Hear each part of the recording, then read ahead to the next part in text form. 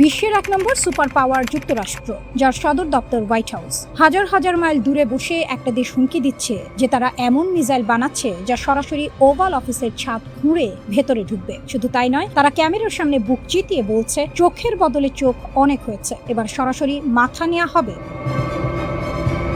এই অবিশ্বাস্য কাণ্ডটাই ঘটিয়ে দেখেছে ইরানের পার্লামেন্ট থেকে যে হুঙ্কার এসেছে তাতে পুরো ওয়াশিংটনের হাত পা কাঁপার জোগাড়। ইরানের একদল প্রভাবশালী সংসদ সদস্য সরাসরি তাদের দেশের নতুন সর্বোচ্চ নেতা মোস্তফা খামেনির কাছে একটি বিশেষ চিঠি পাঠিয়েছেন। এই চিঠির মূল দাবি, ইরানের সামরিক বাহিনীকে নির্দেশ দিচ্ছেন যেন তাদের ব্যালিস্টিক ক্ষেপণাস্ত্রের পাল্লা ও সক্ষমতা এমন পর্যায়ে নিয়ে যাওয়া হয় যা সরাসরি যুক্তরাষ্ট্রের হোয়াইট হাউস পর্যন্ত পৌঁছাতে পারে।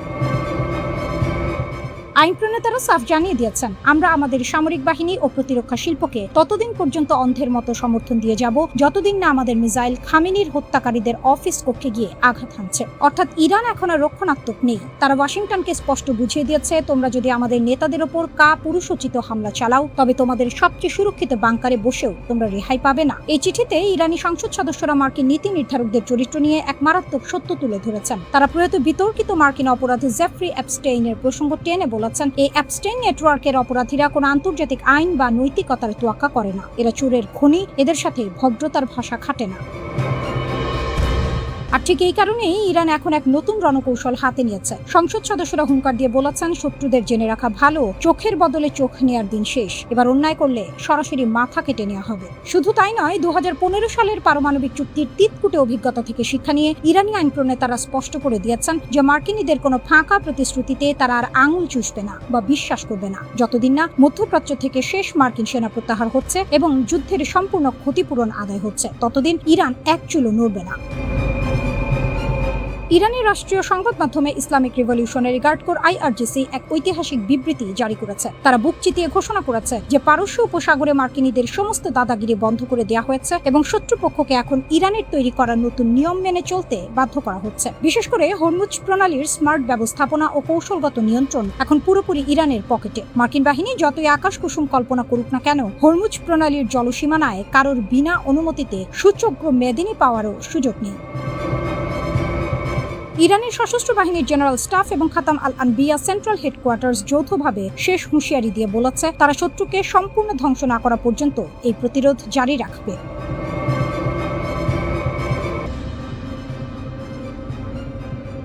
আমেরিকার দর্প চূর্ণ করে মধ্যপ্রাচ্যের বুক চিরে এক নতুন ইতিহাস লিখল ইরান।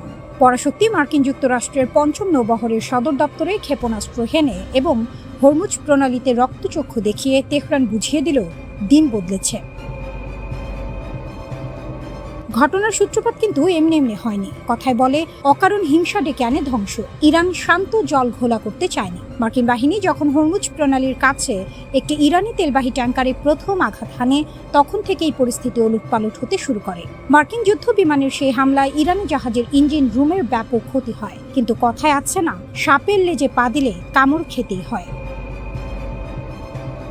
ইরানও চুপচাপ হাত গুটিয়ে বসে থাকার পাত্র নয়। মার্কিন এই উস্কানিমূলক পদক্ষেপের জবাবে ইরানের বিপ্লবী গার্ড বাহিনী IRGC তাদের তুন থেকে নিখুঁত সব তীর ছুটতে শুরু করে। তারা প্রথমে আমেরিকার সহযোগী জাহাজ পানায়াকে লক্ষ্য করে নৌ ক্ষেপণাস্ত্র ছোড়ে। এরপর মার্কিন বাহিনী যখন কেশম দ্বীপে অবস্থিত IRGCর একটি টেলিকম টাওয়ার গুড়িয়ে দেয়, তখন যেন তেহরানের ধৈর্যের বাঁধ পুরোপুরি ভেঙে যায়।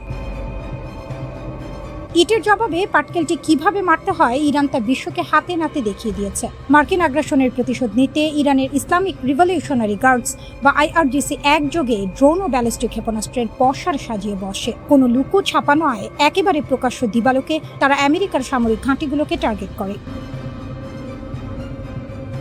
লন্ডভন্ড হয়ে যায় মার্কিন অহংকার। IRGC সরাসরি হামলা চালায় আঞ্চলিক একটি দেশে অবস্থিত মার্কিন বিমান ও হেলিকপ্টার ঘাঁটিতে, বাহরাইনে অবস্থিত মার্কিন ৫ম নৌবহরের মূল কমান্ড সেন্টারে। পরাশক্তি মার্কিন যুক্তরাষ্ট্র যা ভাবতেও পারেনি, ইরান তা করে দেখিয়েছে। হামলার তীব্রতা এতটাই বেশি ছিল যে বাহরাইন জুড়ে সতর্ক সংকেতের সাইরেন বেজে ওঠে এবং সাধারণ মানুষকে নিরাপদ আশ্রয়ে চলে যাওয়ার নির্দেশ দেওয়া হয়। ওয়াশিংটন অবশ্য বরাবরের মতোই জল ঘোলা করে মাছ ধরার চেষ্টা করেছে। মার্কিন সেন্ট্রাল কমান্ড দাবি করেছে তারা ইরানের বেশিরভাগ ক্ষেপণাস্ত্র ও ড্রোন প্রতিহত করেছে। কিন্তু মার্কিন এই আত্মপক্ষ সমর্থনের বুলি যে আসলে তাদের ভেতরের কাগজে বাঘ রূপটাকে আড়াল করার চেষ্টা, তা বুঝতে কারো বাকি নেই। ভৌগোলিক রাজনীতির এক মোক্ষম অস্ত্র হলো হরমুজ প্রণালী, আর এর চাবিকাঠি নিশ্চিতভাবেই ইরানের হাতে। আইআরজিসি মার্কিন সামরিক বাহিনীকে স্পষ্ট ভাষায় জানিয়ে দিয়েছে, হরমুজ প্রণালীতে কোনো ধরনের নিরাপত্তা বিঘ্নিত করার চেষ্টা করলে আমেরিকাকে কড়ায় গণ্ডায় চরম মূল্য দিতে হবে। আমেরিকার সবচেয়ে বড় অস্ত্র হলো অর্থনৈতিক নিষেধাজ্ঞা। যখনই কেউ তাদের অবাধ্য হয়, তারা মরার উপর খাঁড়ার ঘা হিসেবে নিষেধাজ্ঞা চাপিয়ে দেয়। ইরানের ক্ষেত্রেও তারা সেই একই চাল চেলেছিল, কিন্তু তেহরান দেখালো কিভাবে পথ বানাতে হয়। চীনের কাছে গোপনে ও প্রকাশ্যে বিলিয়ন বিলিয়ন ডলারের তেল বিক্রি করে ইরান তাদের অর্থনৈতিক চাকা সচল রেখেছে, যা মার্কিন প্রশাসনকেও বোকা বানিয়ে ছেড়েছে। পশ্চিমা গণমাধ্যমগুলো সবসময় ইরানকে প্রক্সি যুদ্ধের মদতদাতা হিসেবে চিত্রায়িত করার জন্য আদা জল খেয়ে লাগে, কিন্তু এ অঞ্চলের ক্ষমতার ভারসাম্য ধরে রেখেছে কেবল ইরানই। মার্কিন যুক্তরাষ্ট্রের একচ্ছত্র আধিপত্যবাদের মুখে যারা বুক চিতিয়ে দাঁড়াতে পারে, তারা আর যাই হোক দুর্বল নয়। ইরান এখন প্রতিশোধ ছাড়া আর কোনো পথ দেখছে না। বিশ্লেষকদের সতর্কবার্তা পরিষ্কার, এই পরিস্থিতি যে কোনো সময় রূপ নিতে পারে এক ভয়াবহ আঞ্চলিক যুদ্ধে। যেন আগুনের নিচে লুকোনো ছাই, যে কোনো মুহূর্তে তা জ্বলে উঠতে পারে দাবানলে। তেহরানের হিসাব খুব সোজা কিন্তু কঠিন। তারা বিশ্বাস করে, যদি সামরিক হামলার জবাব না দেয়া হয়, তবে সেটি দুর্বলতার প্রতীক হিসেবে ধরা হবে, আর দুর্বলতা দেখালে শত্রু আরও সাহসী হয়ে ওঠে। নরম গাছেই কুড়াল বেশি পড়ে, তাই চুপ করে থাকা মানেই নতুন আঘাতের দাওয়াত। তেহরান ভিত্তিক কৌশলগত বিশ্লেষক আব্বাস আসলামি স্পষ্ট ভাষায় বলেছেন, বর্তমানে হামলাগুলো সীমিত হলেও বড় ও দীর্ঘস্থায়ী সংঘাতের ঝুঁকি উড়িয়ে দেওয়া যায় না। অর্থাৎ খেলা এখনো ছোট পরিসরে, কিন্তু মাঠ প্রস্তুত বড় লড়াইয়ের। তার ভাষায়, ইরানের সামনে প্রতিশোধমূলক পদক্ষেপ নেওয়া ছাড়া বাস্তবিক কোনো বিকল্প নেই। কারণ যুক্তরাষ্ট্র বা ইসরায়েল যদি দেখে ইরান চুপ করে আছে, তাহলে তারা এটিকে দুর্বলতা হিসেবে নেবে। শুধু তাই নয়, এটিকে ভবিষ্যতের আরও হামলার জন্য এক প্রকার সবুজ সংকেত হিসেবে বিবেচনা করা হবে। ইরানের সামনে এখন দ্বিমুখী চাপ। একদিকে জাতীয় নিরাপত্তা, নিজেদের শক্তি দেখানো, প্রতিরোধ গড়ে তোলা; অন্যদিকে আঞ্চলিক যুদ্ধের ভয়, যা পুরো মধ্যপ্রাচ্যকে অগ্নিগর্ভ করে তুলতে পারে। এই দুই আগুনের মাঝখানে দাঁড়িয়ে তেহরান হাঁটছে দড়ির ওপর দিয়ে। প্রতিটি সিদ্ধান্ত একটি ভারসাম্যের খেলা। তবে কূটনীতির দরজা পুরোপুরি বন্ধ হয়নি। পর্দার আড়ালে এখন আলোচনা চলছে, কিন্তু এখানেও আছে কৌশল, আছে হিসাব নিকাশ। বিশ্লেষকদের মতে, ওয়াশিংটন আলোচনার টেবিলে নিজেদের অবস্থান শক্তিশালী করতে চাপ সৃষ্টি করছে। অর্থাৎ হাতের মুঠোয় পাখি থাকলে আকাশের পাখি ধরার চেষ্টা তারা চায় আরও বেশি সুবিধা আদায় করতে। কিন্তু ইরানও আর আগের মতো নয়। দেশটির ভেতরে সাধারণ মানুষ ও বিশ্লেষকদের বড় একটি অংশ কোনো দ্রুত শান্তি চুক্তির ব্যাপারে আশাবাদী নয়, বরং তাদের মনে গভীর সন্দেহ এই শান্তির কথাগুলোর পেছনে অন্য খেলা আছে। এদিকে আরেকটি বড় চিত্র সামনে এসেছে, ইরানের সামরিক শক্তি। Islamic revolutionary guard corps IRGC সরাসরি জানিয়ে দিয়েছে, তারা আগের চেয়ে অনেক বেশি শক্তিশালী। তাদের ভাষায়, শত্রুর কৌশল এখন আমাদের নখ দর্পণে। এর মানে ইরান এখন শুধু লড়াই করছে না, শিখছে, বুঝছে, আর সেই অভিজ্ঞতাকে শক্তিতে পরিণত করছে। সাম্প্রতিক সংঘাত তাদের জন্য হয়ে উঠেছে এক বাস্তব প্রশিক্ষণ ক্ষেত্র। আইআরজিসির মুখপাত্র বলেছেন, যদি আবার হামলা হয়, তবে শত্রুকে মুখোমুখি হতে হবে সম্পূর্ণ নতুন কৌশল ও অস্ত্রের। অর্থাৎ এবার খেলা হবে অন্য নিয়মে। এ যেন এক ঢিলে দুই পাখি, যুদ্ধের মধ্যেই নিজেদের শক্তি বাড়িয়ে নেওয়া। সবচেয়ে গুরুত্বপূর্ণ বিষয় হলো, এই যুদ্ধবিরতির সময়টাকেই ইরান ব্যবহার করেছে নিজেদের পুনর্গঠনে। ক্ষয়ক্ষতি কাটিয়ে উঠে তারা আরও শক্তিশালী হয়েছে বলে দাবি করছে। পশ্চিমা প্রচারণা যেখানে বলছে ইরান দুর্বল, সেখানে তেহরান বলছে বাস্তবতা ঠিক উল্টো। আর এই দাবির সবচেয়ে বড় প্রমাণ হরমুজ প্রণালী। বিশ্বের অন্যতম গুরুত্বপূর্ণ এই নৌপথ এখনও ইরানের নিয়ন্ত্রণে। মার্কিন যুক্তরাষ্ট্র তার বিশাল সামরিক শক্তি ব্যবহার করেও এই নিয়ন্ত্রণ ভাঙতে পারেনি। রাত নামতেই তেহরানের আকাশে নেমে আসে এক অদ্ভুত সুর। গুলির শব্দ নয়, বরং প্রস্তুতির প্রতিধ্বনি। যেন শহরটা বলছে, ঝড় আসুক, আমরা প্রস্তুত। আর সেই প্রস্তুতির কেন্দ্রবিন্দুতে দাঁড়িয়ে ইরান, এক অদম্য চরিত্র, যে মাথা নত করতে শেখেনি। যুক্তরাষ্ট্রের নতুন করে দেয়া যুদ্ধের হুমকি যেন আগুনে ঘি ঢেলেছে, কিন্তু ইরান পিছিয়ে যায়নি, বরং আগুনে ঝাঁপ দিয়ে সোনা হওয়ার পথটাই বেছে নিয়েছে। তেহরানের রাস্তায় এখন শুধু গাড়ির শব্দ নয়, শোনা যায় অস্ত্রের ঝনঝনানি। যেন প্রতিটি কোণায় এক একটি বার্তা, আমরা ভয় পাই না। আলবোর্জ পর্বতমালার বরফ ঢাকা চূড়াগুলোও যখন অন্ধকারে হারিয়ে যায়, তখন শহরের নিচে জেগে ওঠে অন্য এক আলো। হাজার হাজার মানুষ নেমে আসে রাস্তায়। রাতের এই সমাবেশগুলো এখন আর শুধুই জমায়েত নয়, এগুলো হয়ে উঠেছে প্রতিরোধের প্রতীক। 3 মাস ধরে প্রতিদিন রাতে এই দৃশ্য যেন ইরান ধীরে ধীরে নিজের জনগণকে এক সুতোয় টানছে। কিন্তু এখানেই শেষ নয়। তেহরানের ব্যস্ত মোড়গুলোতে এখন বসেছে নতুন দৃশ্য, গান, কিয়স্ক। নামটা যতটা সহজ, ভেতরের বার্তাটা ততটাই গভীর। এখানে সাধারণ মানুষ যারা হয়তো গতকালও বই বা চায়ের কাপে ব্যস্ত ছিল, আজ তারা হাতে নিচ্ছে AK-47, শিখছে কিভাবে অস্ত্র চালাতে হয়, কিভাবে খুলে আবার জোড়া লাগাতে হয়। ভানাক স্কোয়ারে দেখা গেল এক নারী কালো চাদরে মোড়া, কিন্তু চোখে দৃঢ়তা। তার সামনে এক প্রশিক্ষক, হাতে রাইফেল। দৃশ্যটা যেন এক প্রতীক। যখন সময় আসে তখন ঘরের মানুষও যোদ্ধা হয়ে ওঠে। এ যেন সেই প্রবাদ, দুধের স্বাদ ঘোলে মেটানো নয়। ইরান বুঝিয়ে দিচ্ছে তারা শুধু সেনাবাহিনীর ওপর নির্ভর করছে না, পুরো জাতিকেই প্রস্তুত করছে। রাষ্ট্রীয় টেলিভিশনও এই বার্তা ছড়িয়ে দিতে পিছিয়ে নেই। জনপ্রিয় উপস্থাপিকা মবিনা নাসিরি যখন লাইভ শোতে হাতে রাইফেল তুলে নেন, তখন সেটি আর শুধু একটি অনুষ্ঠান থাকে না, সেটি হয়ে ওঠে একটি ঘোষণা। তিনি বলেন, আমিও শিখছি। এই ছোট বাক্য যেন কোটি মানুষের মধ্যে আগুন জ্বালিয়ে দেয়। এখানে ইরানের কৌশল স্পষ্ট। তারা শুধু অস্ত্র দেখাচ্ছে না, তারা মন তৈরি করছে। কারণ যুদ্ধ শুধু মাটিতে হয় না, যুদ্ধ হয় মনেও। আর সেই মানসিক যুদ্ধেই ইরান যেন এক ধাপ এগিয়ে। বিশ্লেষকরা বলছেন, যুক্তরাষ্ট্রের ক্রমাগত চাপ ইরানকে এই পথে ঠেলে দিচ্ছে। কিন্তু ইরান এটাকে দুর্বলতা হিসেবে নিচ্ছে না, বরং শক্তিতে রূপান্তর করছে। তারা জানে ভয় দেখিয়ে তাদের থামানো যাবে না, বরং এই চাপই তাদের আরো সংগঠিত করছে, জনগণকে একত্র করছে।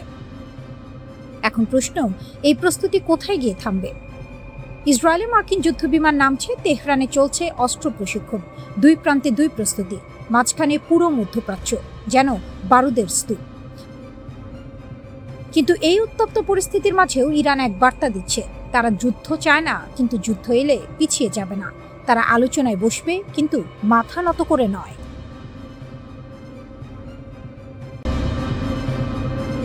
শত শত বছর ধরে যুদ্ধ মানে ছিল ময়দানে মুখোমুখি লড়াই। যে বেশি সৈন্য মারতে পারবে সে জিতবে। রাজার সৈন্য বনাম রাজার সৈন্য, ময়দানে যে হারবে সে সন্ধি করবে, সহজ হিসাব। কিন্তু বিংশ শতাব্দীতে জাতি রাষ্ট্র যখন লক্ষ লক্ষ মানুষকে সৈন্য বানাতে শিখালো, তখন সেই হিসাব উল্টে গেল। শত্রু সৈন্য মারলেও কাজ নেই, রাষ্ট্র আরও সৈন্য পাঠাবে। তখন রণকৌশল বদলালো। এবার লক্ষ্য হলো কারখানা, রাস্তা, খাদ্য ভাণ্ডার, বেসামরিক মানুষের বেঁচে থাকার ভিত। দ্বিতীয় বিশ্বযুদ্ধে হিরোশিমায় যে বোমা পড়েছিল, সেটা সৈন্যদের উদ্দেশ্যে ছিল না, ছিল একটা জাতির মনোবল ভাঙার জন্য। কিন্তু 21 শতকে সেটাও আর চলে না। পারমাণবিক অস্ত্র সব হিসাব তছনছ করে দিয়েছে।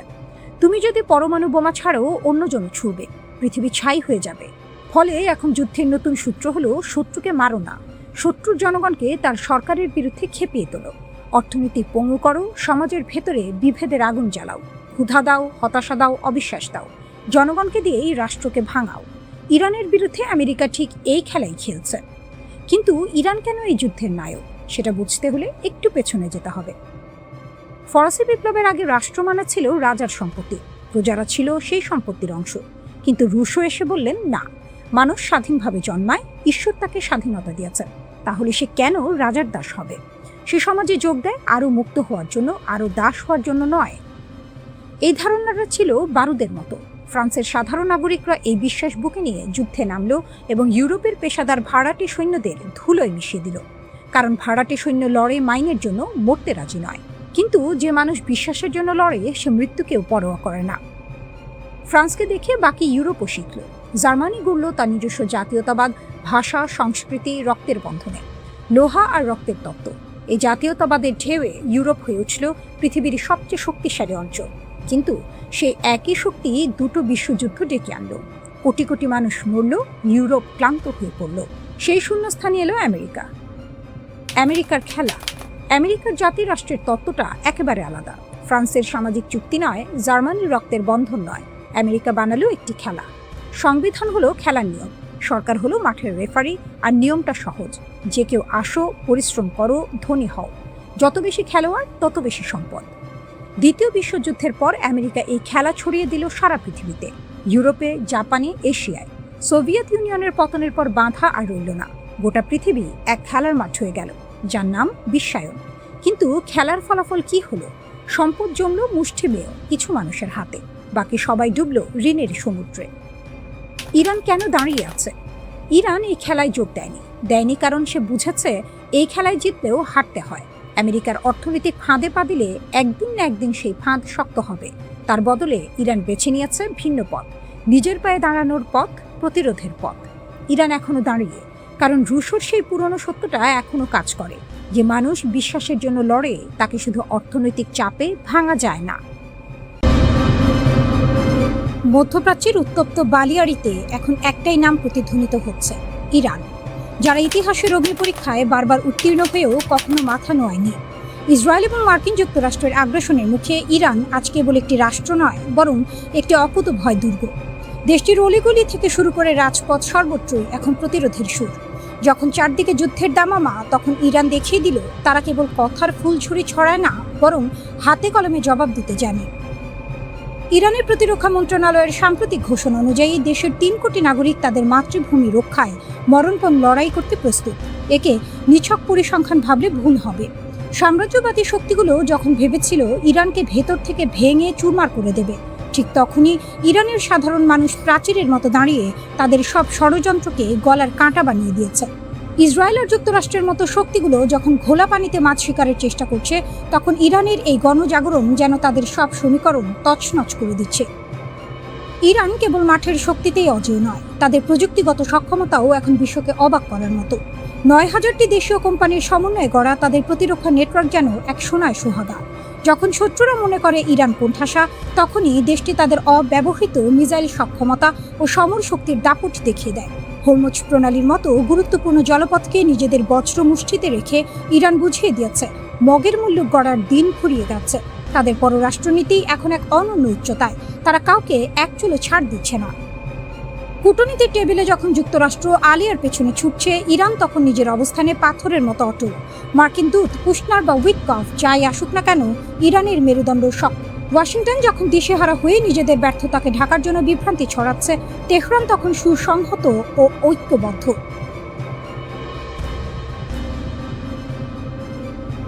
পাকিস্তানের মধ্যস্থতায় শান্তি আলোচনার নাটকীয়তায় যখন মার্কিন প্রশাসন কিংকর্তব্য বিমূঢ়, ইরান তখন স্পষ্ট ঘোষণা করেছে আত্মমর্যাদা বিকিয়ে কোনো আপোষ নয়।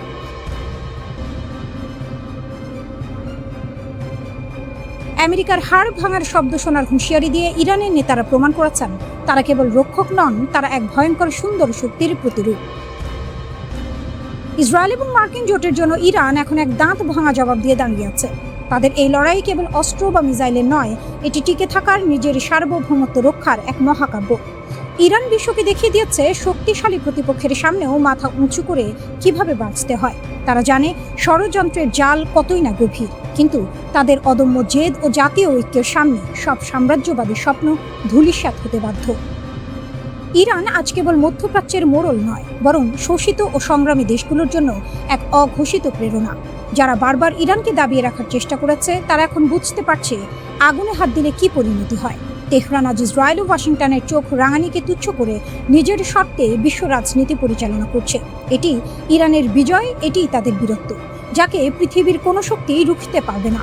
ইতিহাস সাক্ষ্য দেবে অন্যায় ও আগ্রাসনের বিরুদ্ধে কিভাবে ইরান অজেয় হিসেবে টিকে রইল। যুক্তরাষ্ট্র কি সবাইকে বিশ্বাস করাতে চায় ইরান একা? কিন্তু এই পৃথিবীতে ক্ষমতার সমীকরণ প্রতিনিয়ত বদলায়। ফক্স নিউজের সাবেক উপস্থাপক টাকার কার্লসন এক গুরুতর সতর্কবার্তা দিয়েছেন। রাজনৈতিক ভাষ্যকার টাকার কার্লসনের একটি টুইট আছড়ে পড়ল আন্তর্জাতিক সংবাদ মাধ্যমে। কার্লসন স্পষ্ট করে দিলেন, ইরানের পারমাণবিক কর্মসূচির দোহাই দিয়ে মার্কিনীরা যে যুদ্ধের দামামা বাজাচ্ছে তা কেবল মিথ্যাচার। মার্ক লেভিনের মতো মানুষেরা পারমাণবিক বিস্তার বন্ধ করার ভান করে ইরানের সঙ্গে যুদ্ধ চাপিয়ে দিচ্ছেন। কার্লসন তার এক্স অ্যাকাউন্টে লিখলেন, আসলে ইরান বোমা তৈরির কাছাকাছি পৌঁছেছে এমন কোনো বিশ্বাসযোগ্য প্রমাণ নেই। যারা অন্য কথা বলে তারা হয় অজ্ঞ নয় অসৎ। তার অভিযোগের তীর সরাসরি ওয়াশিংটনের তথাকথিত যুদ্ধবাজ নেতাদের দিকে।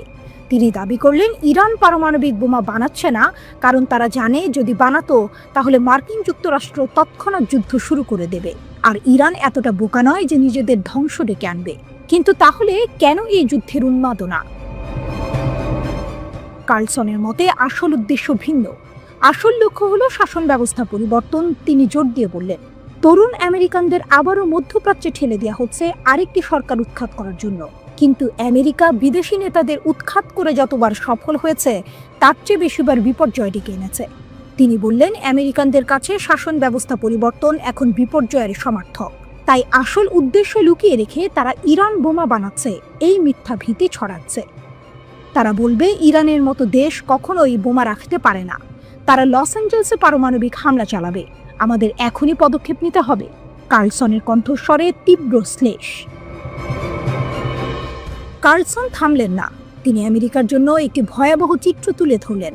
ইরানের কাছে পারমাণবিক অস্ত্র নাও থাকতে পারে, কিন্তু তাদের কাছে ব্যালিস্টিক ক্ষেপণাস্ত্রের এক ভয়ঙ্কর অস্ত্রাগার রয়েছে।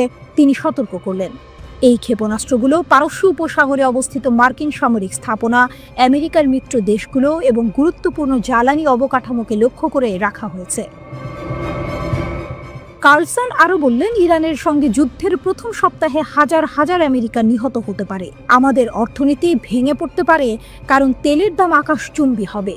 তিনি কল্পনা করে বললেন, $30 পেট্রোলের প্রভাব বিবেচনা করুন। কিন্তু সম্ভাব্য যুদ্ধের দ্বিতীয় সপ্তাহে কি হবে? যুদ্ধের দ্বিতীয় সপ্তাহ আরও খারাপ হতে পারে, কার্লসন বললেন। ইরান ইরাক বা লিবিয়া নয়, এমনকি উত্তর কোরিয়াও নয়। ইরানের শক্তিশালী মিত্র রয়েছে। তিনি মনে করিয়ে দিলেন, ইরান এখন ব্রিক্স জোটের অংশ, যা বিশ্বের অধিকাংশ ভূমি, জনসংখ্যা, অর্থনীতি এবং সামরিক শক্তিকে প্রতিনিধিত্ব করে। রাশিয়ার সঙ্গে ইরানের ব্যাপক সামরিক সম্পর্ক রয়েছে। তারা তাদের বেশিরভাগ তেল চীনে বিক্রি করে। ইরান একা নয়। এইখানেই কার্লসনের সতর্কবাণী সর্বোচ্চ শিখরে পৌঁছায়। ইরানের উপর আক্রমণ খুব সহজেই বিশ্বযুদ্ধে পরিণত হতে পারে, আর যুক্তরাষ্ট্র হেরে যাবে। ডোনাল্ড ট্রাম্পের একজন কট্টর সমর্থক হওয়া সত্ত্বেও কার্লসন যুদ্ধ সমর্থকদের তীব্র সমালোচনা করলেন।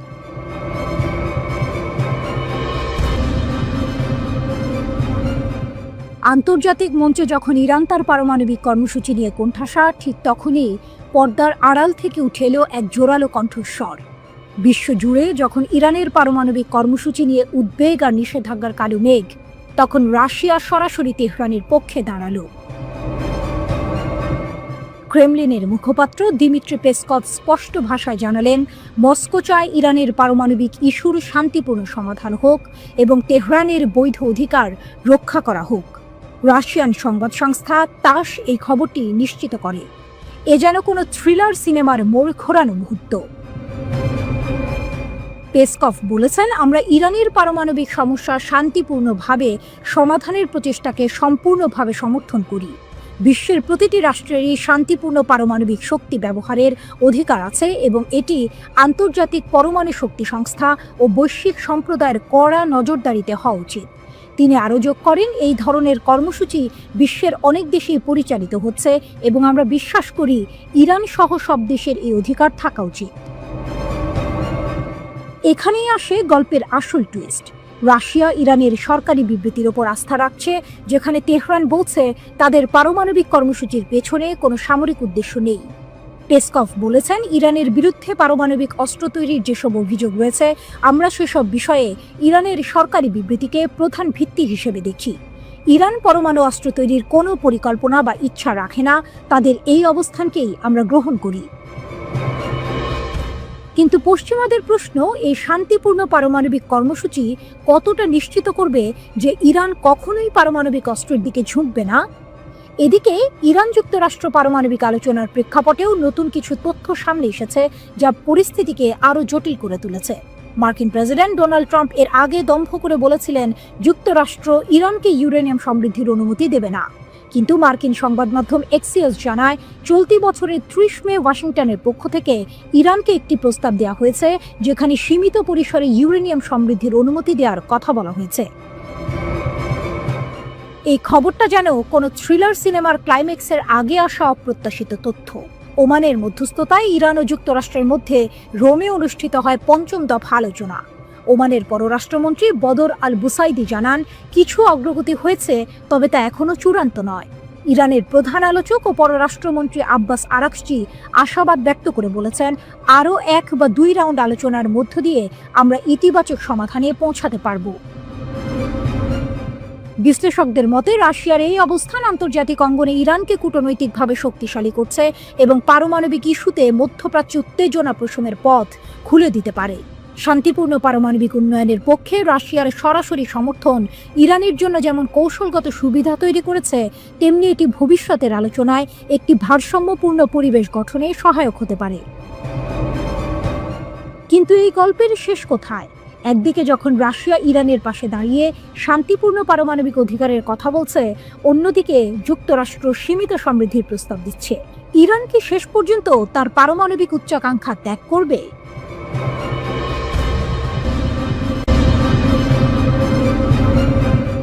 ইরান মার্কিন টানাপোড়েন, কাঁপছে আরব দেশ, ট্রাম্পের ডাবল ট্রাবল।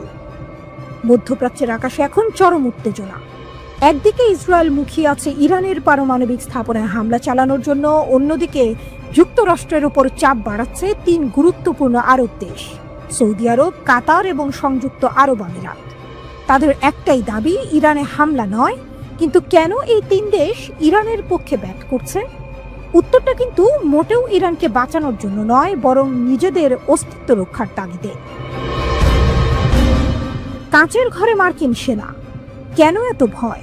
সম্প্রতি মার্কিন প্রেসিডেন্ট ডোনাল্ড ট্রাম্প যখন সৌদি আরব, কাতার ও সংযুক্ত আরব আমিরাত সফরে গিয়েছিলেন, তখন এই তিন দেশের নেতারা তাকে স্পষ্ট বার্তা দেন। তারা অনুরোধ করেন যুক্তরাষ্ট্র যেন ইরানের পারমাণবিক অবকাঠামোতে কোনো ধরনের হামলা না চালায়। এর কারণ হলো এই তিন দেশেই আমেরিকার বিশাল সামরিক ঘাঁটি রয়েছে। তাদের আশঙ্কা, যুক্তরাষ্ট্র যদি ইরানে হামলা চালায়, তাহলে ইরান পাল্টা আক্রমণ হিসেবে এই দেশগুলোতে হামলা চালাতে পারে। ইরানের সামরিক বাহিনী কিন্তু বসে নেই। তারা সোজা সাপটা হুমকি দিয়েছে, মধ্যপ্রাচ্যে 50,000 মার্কিন সেনা কাঁচের ঘরে বসে আছে, আর কাঁচের ঘরে বসে কারো দিকে পাথর ছোড়া ঠিক হবে না। শুধু তাই নয়, মধ্যপ্রাচ্যের যেসব দেশে মার্কিন সেনাদের ঘাঁটি আছে, ইরানের পররাষ্ট্র মন্ত্রণালয় তাদের চিঠি দিয়ে সতর্ক করে দিয়েছে, যদি তাদের দেশ থেকে মার্কিন সেনারা ইরানের হামলার প্রতিক্রিয়া দেখায়, তাহলে তেহরান সেই সব দেশে পাল্টা হামলা চালাবে। অর্থাৎ সৌদি আরবের ক্রাউন প্রিন্স মোহাম্মদ বিন সালমান, আরব আমিরাতের প্রেসিডেন্ট মোহাম্মদ বিন জায়েদ এবং কাতারের আমির তামিম আল থানি সবাই ট্রাম্পের কাছে একই আশঙ্কা প্রকাশ করেছেন। তাদের ভয়, ইরানের পারমাণবিক অবকাঠামোতে হামলা হলে এই দেশগুলোতে মার্কিন ঘাঁটি থাকায় তারা সরাসরি ইরানের পাল্টা হামলার শিকার হতে পারে। গোপন কূটনৈতিক চাল, কে কাকে বাঁচাচ্ছে? এই জটিল পরিস্থিতিতে সৌদি আরবের একটি পদক্ষেপ বেশ তাৎপর্যপূর্ণ। 2 দশকেরও বেশি সময় পর সম্প্রতি ইরানের রাজধানী তেহরান সফর করেছেন সৌদি রাজ পরিবারের জ্যেষ্ঠ সদস্য এবং প্রতিরক্ষামন্ত্রী প্রিন্স খালিদ বিন সালমান। তার এই সফর ছিল মধ্যপ্রাচ্যের সম্ভাব্য সংঘাত এড়াতে অত্যন্ত গুরুত্বপূর্ণ একটি কূটনৈতিক উদ্যোগ। প্রিন্স খালিদ বিন সালমান ইরানের সর্বোচ্চ ধর্মীয় নেতা আয়াতুল্লাহ খামেনিকে সৌদি বাদশাহ সালমান বিন আব্দুল আজিজের একটি গোপন বার্তা পৌঁছে দেন। ওই বার্তায় যুক্তরাষ্ট্রের সঙ্গে পরমাণু চুক্তির আলোচনায় গুরুত্ব দিয়ে অংশ নিতে ইরানকে অনুরোধ জানানো হয়।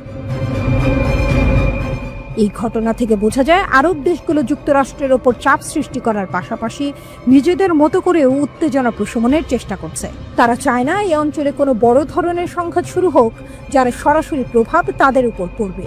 যদিও আরব দেশগুলো যুক্তরাষ্ট্রকে ইরানে হামলা চালাতে বারণ করছে, কিন্তু ওয়াশিংটনের চেয়ে এখন ইসরায়েলি ইরানে হামলা চালানোর ব্যাপারে বেশি আগ্রহী। ইসরায়েলের প্রধানমন্ত্রী বেনিয়ামিন নেতানিয়াহু এই বিষয়ে বেশ আগ্রাসী মনোভাব দেখাচ্ছেন। তবে মার্কিন প্রেসিডেন্ট ডোনাল্ড ট্রাম্প ইসরায়েলি প্রধানমন্ত্রীকে এই বিষয়ে কঠোরভাবে হুঁশিয়ারি দিচ্ছেন। ট্রাম্পের দাবি, ইরানের সঙ্গে তাদের পারমাণবিক আলোচনা বেশ ভালোভাবেই এগোচ্ছে।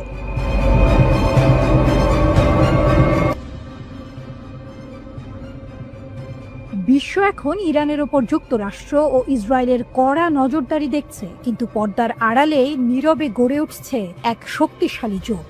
এই জোট মধ্যপ্রাচ্য আর বৈশ্বিক ক্ষমতা ভারসাম্য বদলে দিতে চলেছে। একের পর এক মার্কিন নিষেধাজ্ঞা আর ইসরায়েলের হামলার হুমকি সত্ত্বেও ইরান ঠিকই মাথা উঁচু করে দাঁড়িয়ে আছে। এর পেছনে মূল শক্তি হলো বিশ্বের অন্যতম পরাশক্তি রাশিয়া। প্রায় 20 বছরের বেশি সময় ধরে চলা রুশ ইরান বন্ধুত্বে বেশ চাপে আছে ইসরায়েল ও যুক্তরাষ্ট্র। প্রশ্ন হলো, মার্কিন প্রশাসন আর তেল আবিবের চোখ ফাঁকি দিয়ে কিভাবে ইরান ও রাশিয়া মধ্যপ্রাচ্যে এত শক্তিশালী একটি বলয় তৈরি করলো?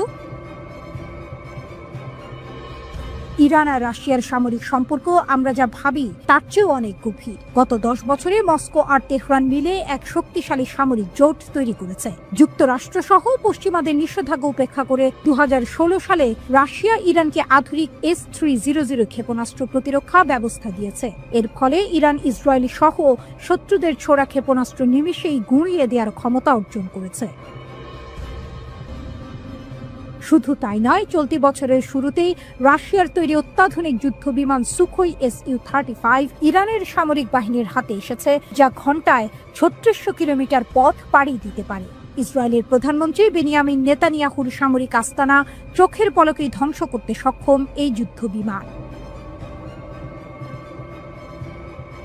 তবে ইরান যে শুধু রাশিয়ার কাছ থেকে একতরফা সুবিধা নিচ্ছে তা নয়। প্রায় 3 বছরেরও বেশি সময় ধরে চলা রুশ ইউক্রেন যুদ্ধে ইরান মস্কোর পাশে দাঁড়িয়েছে। ইরানের তৈরি শাহেদ ড্রোন রাশিয়ার সামরিক বহরে যুক্ত হয়েছে। দামে কম হলেও এই ড্রোন দিয়ে শক্তিশালী হামলা চালানো যায়। ইরান রাশিয়ার সহযোগিতার সবচেয়ে বড় উদাহরণ দেখা গেছে সিরিয়ায়। সিরিয়ার সাবেক প্রেসিডেন্ট বাশার আল আসাদের শাসন টিকিয়ে রাখতে তেহরান আর মস্কো গুরুত্বপূর্ণ ভূমিকা রেখেছে। রাশিয়া আকাশ প্রতিরক্ষায় আসাদ সরকারকে সর্বোচ্চ সাহায্য করেছে, আর ইরান গোয়েন্দা তথ্য সরবরাহ ও স্থল সেনা দিয়ে দামেস্কের পাশে ছিল। সিরিয়ার মাটিতে তাদের এই সম্মিলিত প্রচেষ্টা শুধু সামরিকভাবে ইরান রাশিয়াকে শক্তিশালী করেনি, বরং যুক্তরাষ্ট্র সহ পশ্চিমাদের এই বার্তাও দিয়েছে যে মধ্যপ্রাচ্যের ভাগ্য নির্ধারণে এই দুই দেশ একজোট। অর্থনৈতিক সম্পর্ক, ডলারের সাম্রাজ্যের বিকল্প পথ। যখন যুক্তরাষ্ট্র ও ইউরোপীয় ইউনিয়নের নিষেধাজ্ঞায় রাশিয়া আর ইরান বিপর্যস্ত, তখন তারা একে অপরকে সাহায্য করছে টিকে থাকার জন্য। মার্কিন ডলারকে একরকম বৃদ্ধাঙ্গুলি দেখিয়ে রাশিয়া ও ইরান নিজেদের স্থানীয় মুদ্রা রুবল ও রিয়াল দিয়ে লেনদেন করছে। এছাড়াও রাশিয়া ইরানের রেলপথ, তেল শোধনাগার এবং বিদ্যুৎ গ্রিডে বিলিয়ন বিলিয়ন ডলার বিনিয়োগ করছে। ইরানের বুশেহর পারমাণবিক বিদ্যুৎ কেন্দ্র নির্মাণ এবং দেশটির বেসামরিক পারমাণবিক স্বপ্নকে মস্কো সমর্থন করে চলেছে। কেন এই জোট গোপন, রহস্যের আড়ালে? কিন্তু একটা প্রশ্ন থেকেই যায়, আমরা কেন রাশিয়া ও ইরানের এই জোট সম্পর্কে সরাসরি কোনো তথ্য পাই না? বিশ্লেষকদের মতে আজকের এই বহুমেরুর বিশ্বে জোট আর প্রকাশ্যে ঘোষণা করা হয় না। বিশ্বব্যাপী নিজেদের বিচ্ছিন্নতা এড়াতেও এমন কৌশল গুরুত্বপূর্ণ। তবে এটি কেবল একটি জোট নয়, এটি একটি ফ্রন্ট, যা পশ্চিম আধিপত্যের বিরুদ্ধে এক ঐক্যবদ্ধ চ্যালেঞ্জ। এই গোপন জোট কি বিশ্ব রাজনীতিতে এক নতুন মেরুকরণের জন্ম দেবে, নাকি এটি আরো বড় কোনো খেলার ইঙ্গিত দিচ্ছে?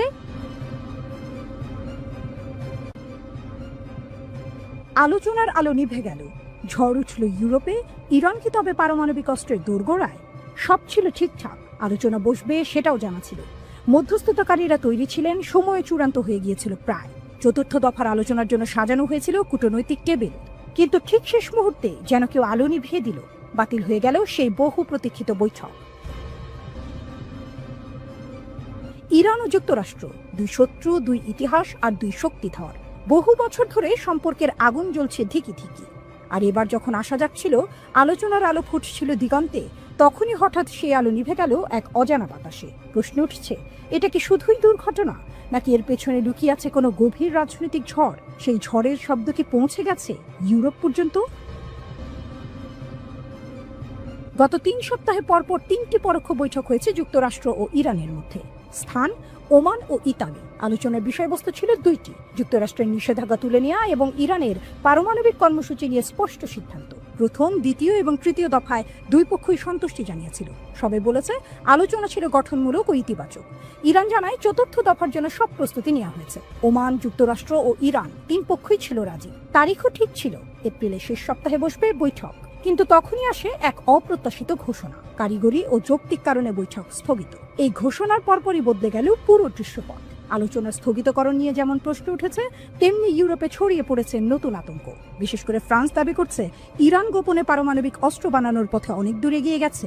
ফ্রান্সের পররাষ্ট্রমন্ত্রী জান-নোয়েল বারো সরাসরি বলেন, ইরান এখন পারমাণবিক অস্ত্র তৈরির দোরগোড়ায় দাঁড়িয়ে আছে। যদি এই কর্মসূচি ইউরোপের নিরাপত্তাকে হুমকির মুখে ফেলে, তাহলে আমরা আর এক মুহূর্তও দেরি করব না। আমরা 10 বছর আগের প্রত্যাহার করা সব নিষেধাজ্ঞা আবার ফিরিয়ে আনব।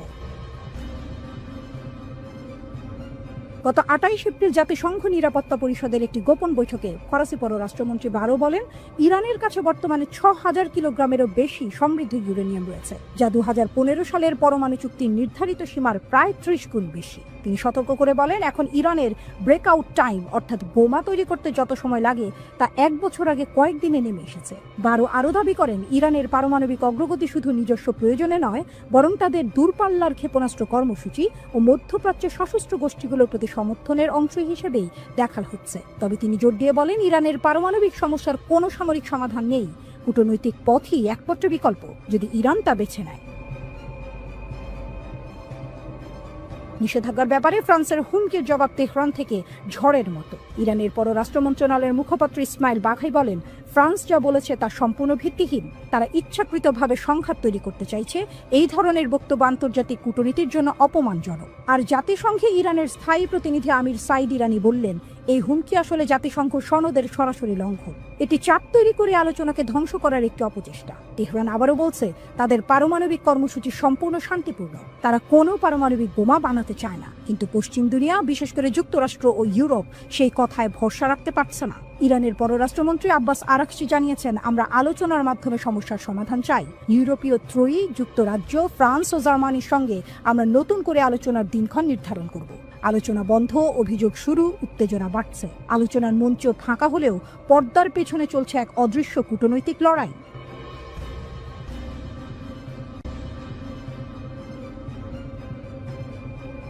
নীরবে কিন্তু নিরলসভাবে নিজেদের শক্তি গড়ে তুলছে ইরান। দীর্ঘদিন ধরে আন্তর্জাতিক রাজনীতির চাপে নানা নিষেধাজ্ঞার ভেতরে থেকেও দেশটি থেমে যায়নি, বরং সময়ের সঙ্গে তাল মিলিয়ে কখনো গোপনে কখনো প্রকাশ্যে নিজেদের সামরিক শক্তিকে এমন এক অবস্থানে নিয়ে গেছে, যেখান থেকে তারা এখন শুধু আত্মরক্ষা নয়, আক্রমণের হুমকিও দিতে সক্ষম। এই শক্তি এখন মধ্যপ্রাচ্যে এক নতুন মডেল হিসেবে দাঁড়িয়েছে, যার দিকে তাকিয়ে আছে গোটা অঞ্চল। এমনকি পশ্চিমা দেশগুলোও বিষয়টিকে গুরুত্ব দিয়ে দেখছে। ইরান খুব ভালো করেই জানে, শুধু কথায় নয়, রাজনীতিতে নিজের শক্তি প্রমাণ করতে হয় বাস্তবে, প্রযুক্তিতে সামরিক সেই দিকেই এগোচ্ছে তারা। যেভাবে কৃত্রিম বুদ্ধিমত্তা বা এআই প্রযুক্তি কাজে লাগিয়ে যুদ্ধের রূপ বদলে দেওয়ার চেষ্টা করছে, তা শুধুই প্রযুক্তির উন্নয়ন নয়, বরং এক ধরনের বিপ্লব। এখানে অস্ত্র মানে আর শুধু ধাতব যন্ত্র নয়, বরং এমন এক মাধ্যম যা লক্ষ্য ঠিক করতে পারে, বুঝতে পারে পরিস্থিতি এবং সিদ্ধান্তও নিতে পারে।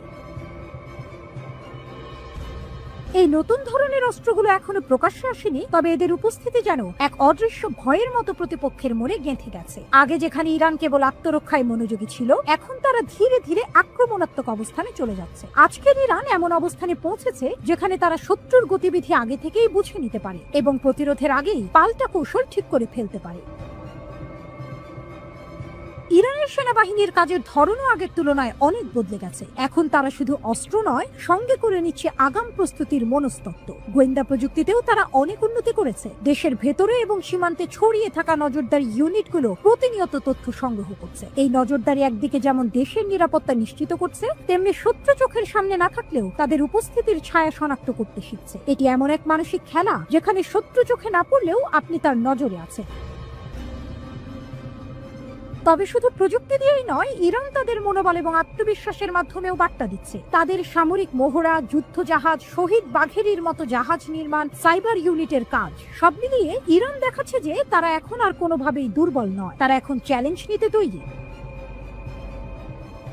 সাইবার যুদ্ধের অদৃশ্য জগতে ইরান যেভাবে নিজেদের অবস্থান শক্ত করেছে, তা নিঃসন্দেহে তাদের অগ্রগতির বড় প্রমাণ। কারণ এই যুদ্ধে না কোনো সীমান্ত আছে, না নির্দিষ্ট সময়, না কোনো স্পষ্ট যুদ্ধক্ষেত্র। এখানে হঠাৎ করেই ভেঙে পড়তে পারে কোনো দেশের গুরুত্বপূর্ণ তথ্য ব্যবস্থা বা সামরিক যোগাযোগ।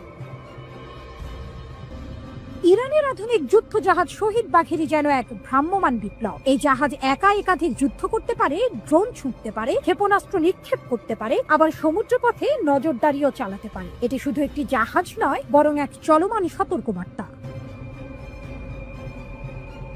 যেখানে এতদিন পারস্য উপসাগরে যুক্তরাষ্ট্র একচ্ছত্র আধিপত্য চালাতো, এখন সেখানে ফাটল ধরতে শুরু করেছে। এই পরিবর্তনের পেছনে রয়েছে তেহরানের পরিকল্পিত শক্তি প্রদর্শন। আগে যেখানে ইরানের ট্যাঙ্কার শত্রুর লক্ষ্য হতো, এখন সেগুলি ছুঁতেও কেউ সাহস করে না। কারণ ইরান স্পষ্ট করে দিয়েছে, তারা শুধু জবাব দেবে না, সেই জবাব হবে ধ্বংসাত্মক। এই পুরো বদলের সবচেয়ে গুরুত্বপূর্ণ দিক হলো সমন্বয়। বিপ্লবী গার্ড বাহিনী আর স্থলবাহিনী এখন একসঙ্গে কাজ করছে। তারা পরস্পরের সঙ্গে তথ্য বিনিময় করছে, প্রতিরক্ষা এবং আক্রমণের দায়িত্ব ভাগ করে নিচ্ছে এবং একসঙ্গে যুদ্ধের জন্য প্রস্তুত থাকছে। এতে তৈরি হয়েছে একটি সুসংগঠিত এবং কার্যকর প্রতিরক্ষা বলয়।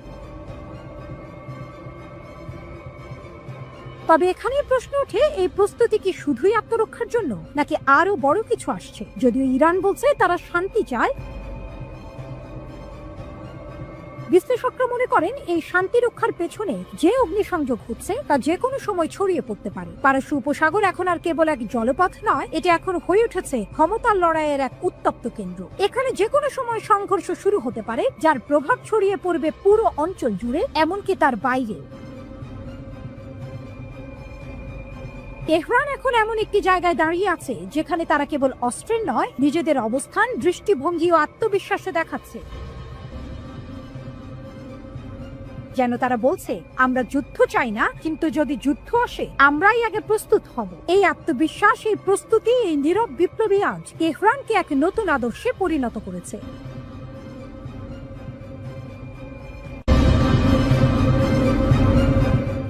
বাঘ শক্তিশালী হলেও মৌমাছির ঝাঁকটাকে পরাস্ত করতে পারে। ইতিহাসের এই সরল সত্যটি যেন বারবার শক্তিশালী রাষ্ট্রগুলোর ঔদ্ধত্যকে চূর্ণ করে দেয়। নেপোলিয়ন বা হিটলারের মতো ক্ষমতাধর শাসকরাও শেষ পর্যন্ত পরাস্ত হয়েছিলেন। বর্তমান প্রেক্ষাপটে ডোনাল্ড ট্রাম্পের ইরানকে ধ্বংস করার হুমকির পরিপ্রেক্ষিতে এই ঐতিহাসিক সত্যটি আরো বেশি প্রাসঙ্গিক হয়ে উঠেছে। প্রশ্ন জাগে, ইরান কি সত্যিই এত সহজে ধ্বংস করা যায়? ইরান প্রাচীন পারস্যের উত্তরাধিকারী, পৃথিবীর অন্যতম প্রাচীন সভ্যতা। ভৌগোলিকভাবে পাকিস্তানের প্রায় দ্বিগুণ এই দেশটি গত 5 শতাব্দী ধরে বহু সাম্রাজ্যের আক্রমণের শিকার হয়েছে। রোমান, আরব, মঙ্গল, তুর্কি, রাশিয়ান, এমনকি ব্রিটিশ শক্তিও ইরান দখলের চেষ্টা করেছে। কিন্তু আশ্চর্যজনকভাবে কেউই ইরানকে সম্পূর্ণরূপে পদানত করতে পারেনি। ইতিহাস সাক্ষী প্রাচীন পারস্য সাম্রাজ্য কতটা শক্তিশালী ছিল। এমনকি সাদ্দাম হোসেনও 8 বছর রক্তক্ষয়ী যুদ্ধ চালিয়েও ইরানকে জয় করতে পারেনি। আজকের দিনে পশ্চিমা বিশ্ব ইরানের ওপর একের পর এক নিষেধাজ্ঞা আরোপ করছে, কিন্তু এত চাপ সত্ত্বেও ইরান পশ্চিমা দেশগুলোর রক্তচক্ষুকে উপেক্ষা করে টিকে আছে। এর কারণ কি শুধুই সামরিক শক্তি, নাকি ইরানের এই স্থিতিশীলতার পেছনে অন্য কোনো রহস্য লুকিয়ে আছে? আসলে ইরানকে জয় করা এত কঠিন হওয়ার পেছনে একাধিক কারণ বিদ্যমান। এর মধ্যে সবচেয়ে গুরুত্বপূর্ণ হলো দেশটির ভৌগোলিক অবস্থান। ইরানের দক্ষিণ ও পশ্চিম সীমান্ত জুড়ে বিস্তৃত জাগ্রস পর্বতশ্রেণী প্রায় 1600 কিলোমিটার দীর্ঘ। এটি উপকূল রেখা থেকে শুরু করে ইরাক ও তুরস্ক পর্যন্ত বিস্তৃত এবং ইরানের জন্য এক দুর্ভেদ্য প্রাকৃতিক প্রাচীর হিসেবে কাজ করে। এই পুরো পার্বত্য এলাকা পাথুরে এবং সহজে অতিক্রম করা যায় না। কৌশলগতভাবে গুরুত্বপূর্ণ বিষয় হলো এই পর্বতশ্রেণীর পাদদেশে অবস্থিত খোজেস্তান প্রদেশ ইরানের বৃহত্তম তেল ভাণ্ডার। 1979 সালের ইসলামিক বিপ্লবের সুযোগ নিয়ে 1980 সালে সাদ্দাম হোসেন ইরান আক্রমণ করেছিলেন। তার পরিকল্পনা ছিল প্রথমে খোজেস্তানের তেল ক্ষেত্র দখল করে ধীরে ধীরে ইরানের অভ্যন্তরে প্রবেশ করে অন্যান্য শহরগুলো দখল করা এবং শেষ পর্যন্ত ইসলামিক বিপ্লবকে নস্যাৎ করা। কারণ সেই সময় ইরানের আয়াতুল্লাহ খোমেনি অন্যান্য আরব দেশগুলোতেও ইসলামিক বিপ্লবের আহ্বান জানিয়েছিলেন, যা সেখানকার রাজতান্ত্রিক শাসনের জন্য হুমকি স্বরূপ ছিল। এমনকি আরব দেশগুলো ছাড়াও ব্রিটেন ও আমেরিকা ইরানের বিরুদ্ধে যুদ্ধে সাদ্দামকে সমর্থন জুগিয়েছিল। যুদ্ধের শুরুতে সাদ্দাম হোসেন ইরানের অবকাঠামো ধ্বংসের উদ্দেশ্যে ব্যাপক বোমা বর্ষণ করেন, কিন্তু একটি দেশকে দখল করতে সামরিক অভিযানের বিকল্প নেই। প্রথম 2 বছরে ইরাকি বাহিনী ইরানের পশ্চিমাঞ্চল সহ খোজেস্তান দখল করতে সক্ষম হয়েছিল, কারণ বাগদাদ থেকে ইরাকি সেনাদের কাছে সহজে রসদ সরবরাহ করা যাচ্ছিল। কিন্তু ইরানের অভ্যন্তরে প্রবেশ করতে গিয়ে তারা বাধার সম্মুখীন হয়। সেই দুর্ভেদ্য বাধা ছিল জাগ্রস পর্বত শ্রেণী। ইরাকি সেনারা বহু চেষ্টা করে এই পাহাড় অতিক্রম করে ইরানে প্রবেশ করতে ব্যর্থ হয়। উল্টো ইরানি সেনাবাহিনী পাল্টা আক্রমণ চালিয়ে ইরাকের অভ্যন্তরে প্রবেশ করে। তবে এখানে ইরান একটি ভিন্ন সমস্যার সম্মুখীন হয়। ইরানের প্রধান ডিপো ও শহরগুলো জাগ্রস পর্বতের বিপরীত দিকে অবস্থিত হওয়ায় সেনাদের কাছে সময় মতো রসদ সরবরাহ করা কঠিন হয়ে পড়ে। এই কারণেই প্রায় 8 বছর ধরে চলা এই রক্তক্ষয়ী যুদ্ধের কোনো সুস্পষ্ট ফলাফল আসেনি। কোনো দেশই নিজেদের সীমান্ত 1 ইঞ্চিও পরিবর্তন করতে পারেনি। সুতরাং ডোনাল্ড ট্রাম্পের বোমাবর্ষণের হুমকি ইরানের জন্য সাময়িক ক্ষতির কারণ হতে পারে, কিন্তু শুধুমাত্র বিমান হামলা চালিয়ে ইরানকে দখল করা বা সেখানকার সরকারকে পরিবর্তন করা কার্যত অসম্ভব। পশ্চিম দিকের দুর্ভেদ্য প্রাচীরের পাশাপাশি ইরানের উত্তর দিকে রয়েছে ক্যাস্পিয়ান সাগর। এই সাগর পেরিয়ে ইরানে প্রবেশ করতে হলে আলবোর্জ পর্বতশ্রেণীর মুখোমুখি হতে হবে। জাগ্রস পর্বতমালার মতোই এই পর্বতশ্রেণী উত্তর দিক থেকে ইরানকে সুরক্ষা প্রদান করে। ইরানের শক্তির আরেকটি গুরুত্বপূর্ণ দিক হলো এর বহুত্ববাদী জাতিতত্ত্ব। যদিও কোনো দেশের জন্য জাতিতত্ত্ব বৈচিত্র্য মাঝে মাঝে দুর্বলতার কারণ হতে পারে, ইরান অত্যন্ত দক্ষতার সাথে এটিকে নিজেদের অস্ত্রে পরিণত করেছে। ইরানের প্রায় 9 কোটি জনসংখ্যার মধ্যে 62% পার্সিয়ান, 16% এজেরি, 10% কুর্দ এবং বাকি 12% বেলুচ, আরব ও তুর্কি রয়েছে। এই বিভিন্ন জাতিগোষ্ঠীর নিজস্ব স্বতন্ত্র জাতিগত পরিচয় রয়েছে এবং কারো কারো মধ্যে বিচ্ছিন্নতাবাদী আকাঙ্ক্ষাও বিদ্যমান। উদাহরণস্বরূপ, পাকিস্তান ও ইরানের বেলুচরা একত্রিত হয়ে বেলুচিস্তান নামক একটি স্বাধীন রাষ্ট্র গঠনের স্বপ্ন দেখে। তেমনি ইরান ও ইরাকের কুর্দ জনগোষ্ঠী কুর্দিস্তান নামে একটি আলাদা রাষ্ট্র প্রতিষ্ঠার আকাঙ্ক্ষা পোষণ করে। তবে ইরান একটি সুকৌশলপূর্ণ পদ্ধতির মাধ্যমে এই বিভেদকে নিয়ন্ত্রণে রেখেছে। দেশটির ধর্মীয় নেতারা এই বিভিন্ন জাতিগোষ্ঠীকে ঐক্যবদ্ধ রেখেছেন। ভবিষ্যতে কোনো দেশ ইরান আক্রমণ করলে আয়াতুল্লাহ খুব সহজেই এই বিভিন্ন জাতিগোষ্ঠীকে ঐক্যবদ্ধ করতে সক্ষম হবেন। এবার আসা যাক ইরানের সবচেয়ে গুরুত্বপূর্ণ হাতিয়ার সামরিক শক্তির প্রসঙ্গে। 1979 সালের ইসলামিক বিপ্লবের আগে ইরান একটি উদারপন্থী দেশ ছিল এবং আমেরিকার গুরুত্বপূর্ণ মিত্র হিসেবে পরিচিত ছিল। ইরান ও আমেরিকার সম্পর্ক এতটাই ঘনিষ্ঠ ছিল যে আমেরিকা ইরানকে সামরিক জেট সরবরাহ করত। আজও ইরান 1970-এর দশকের বেশ কিছু আমেরিকান ফাইটার জেট ও হেলিকপ্টার ব্যবহার করে। তবে সাদ্দাম হোসেনের আক্রমণ ইরানের চোখ খুলে দেয়। দেশটি বুঝতে পারে ভবিষ্যতে কোনো যুদ্ধ হলে আরব দেশগুলো তাদের সাহায্য করবে না। এই উপলব্ধি থেকেই ইরান নিজস্ব মিসাইল সিস্টেম গড়ে তুলেছে এবং বর্তমানে মধ্যপ্রাচ্যের অন্যতম শক্তিশালী সামরিক শক্তিতে পরিণত হয়েছে। ইরানের সামরিক বাহিনীকে মূলত 2টি অংশে ভাগ করা যায়: ইরানিয়ান আর্মড ফোর্স, যা দেশের প্রতিরক্ষা বাহিনী এবং এর অধীনে রয়েছে সেনাবাহিনী, নৌবাহিনী ও বিমান বাহিনী। আরেকটি গুরুত্বপূর্ণ অংশ হলো Islamic revolutionary guard corps IRGC, যা ইরানের সবচেয়ে শক্তিশালী ও স্বাধীন সামরিক বাহিনী। দেশের অভ্যন্তরে সরকার বিরোধী বিদ্রোহ বা কোনো প্রদেশের বিচ্ছিন্নতাবাদী আন্দোলনের দমনের জন্য IRGC-কে ব্যবহার করা হয়। ইরানের সক্রিয় সৈন্য সংখ্যা প্রায় 5,70,000 এবং তাদের প্রায় 3.5 লক্ষের বেশি রিজার্ভ ফোর্স রয়েছে। এছাড়াও তাদের কাছে 4,000-এর বেশি ট্যাঙ্ক ও সাঁজোয়া যান রয়েছে, যার মধ্যে উল্লেখযোগ্য হল Russian T-72, Iranian Zulfikar tank এবং শক্তিশালী মাল্টিপল রকেট লঞ্চার। ইরানের সবচেয়ে শক্তিশালী অস্ত্রের মধ্যে অন্যতম হল ব্যালিস্টিক ও ক্রুজ মিসাইল। দেশটির দীর্ঘ পাল্লার সাহাব 3 মিসাইলের পাল্লা প্রায় 2000 কিলোমিটার, যা ইসরায়েল ও আমেরিকার ঘাঁটিগুলোতে আঘাত হানতে সক্ষম। এছাড়াও সিজিল 2 নামক মিসাইলের পাল্লা প্রায় 2500 কিলোমিটার। ইরানের ড্রোন প্রযুক্তি ও অন্যান্য আরব দেশগুলোর তুলনায় অনেক উন্নত। শাহেদ 136 নামক কামিকাজি ড্রোন ইউক্রেন যুদ্ধে রাশিয়ার ব্যবহারেও দেখা গেছে। ইরানের কাছে আরও বেশ কিছু অত্যাধুনিক কামিকাজি ড্রোন রয়েছে। ফাইটার জেটের ক্ষেত্রে ইরান সম্প্রতি রাশিয়ার কাছ থেকে Su-35 যুদ্ধ বিমান কিনেছে।